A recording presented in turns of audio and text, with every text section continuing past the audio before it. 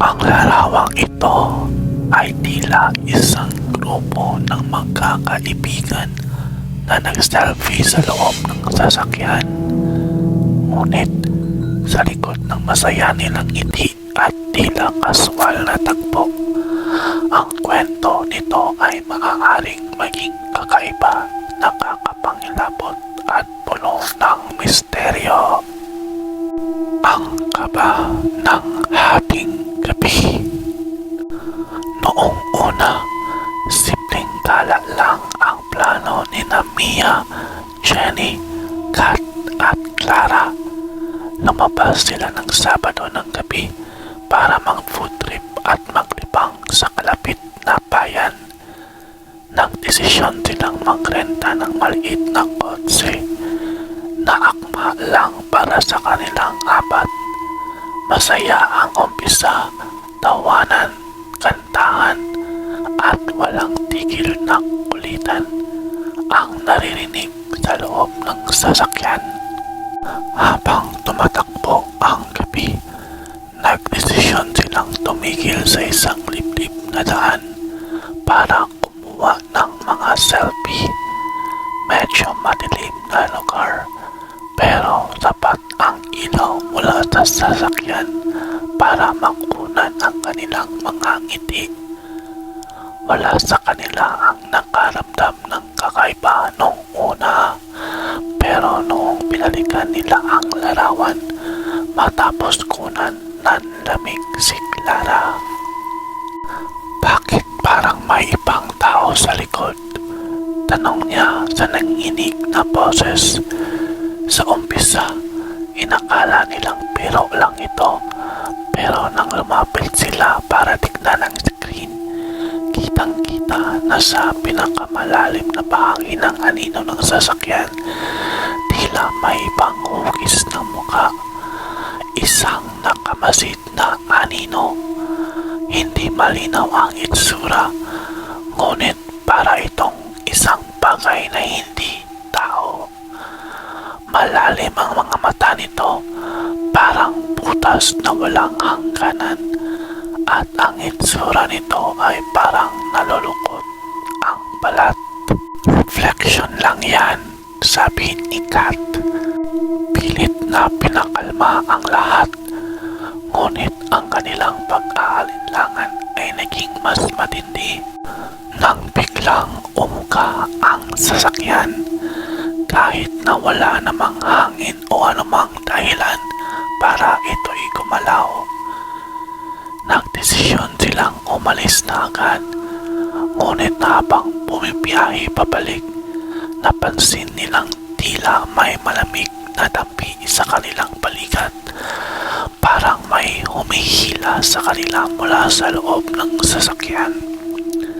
Si Mia, na siyang nagmamaneho, ay halos mawalan ng kontrol sa manibela nang makita niyang may kamay na dumaan sa kanyang rear view mirror. Isang kamay na putot balat, mahaba ang kuko at maputla. Pagkarating nila sa unang intersection, tumigil ang makina ng sasakyan kahit puno pa ang gasolina.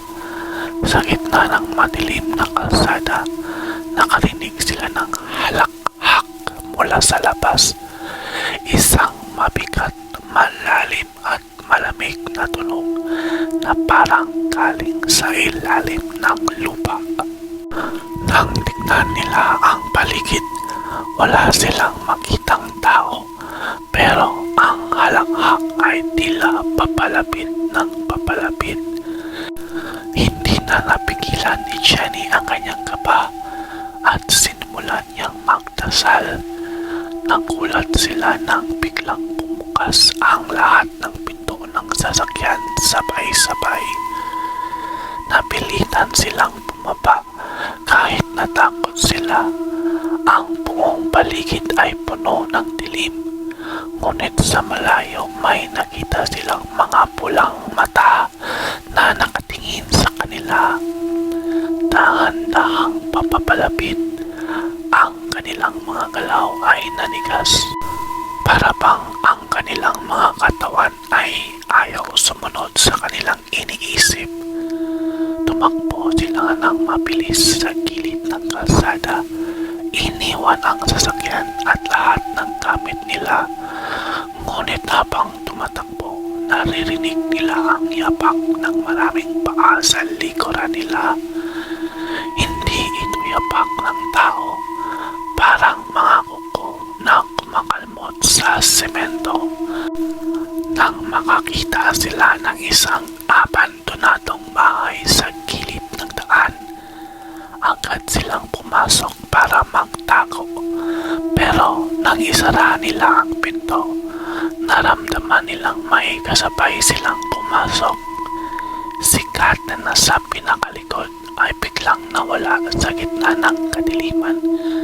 Tinawag nila ang pangalan niya, ngunit ang tanging sagot ay isang malakas na sigaw na tumigil bigla. Isa-isang nawala ang ilaw sa bahay. Naramdaman ni Clara ang malamig na kamay na humawak sa kanyang braso. Sinubukan niyang tumakbo, pero parang binibiyak ang kanyang ulo sa sobrang sakit na dulot na isang mabigat na presensya. Kinabukasan natagpuan na lang sina Mia at Clara ng mga residente sa tabi ng kalsada. Duguan ngunit buhay. Ngunit sina Jenny at Kat, wala silang makitang bakas. Ang kotse ay natagpuan din, ngunit ang upuan sa likod ay tila puno ng kalawang na parang dugo at may mga marka na kamay na tila galing sa isang nilalang na hindi kilala. Hanggang ngayon, ang larawang iyon ang tanging ebidensya ng karanasang iyon. Ang mga pulis at eksperto ay sinubukang i-enhance ang larawan, ngunit mas lalo naging maliwanag ang aninong nasa likod. Sino o ano ang kasama nila noong gabing iyon, at ano ang nangyari kay Jenny at Kat? Ikaw ba? May nararamdaman ka bang kakaiba habang tinitingnan ang larawang ito? Kung nagustuhan mo ang kwento, huwag kalimutang mag-like, mag-subscribe at mag-iwan ng komento. Ano kaya ang tunay ng kwento sa likod ng aninong iyon? Huwag tumingin sa likod.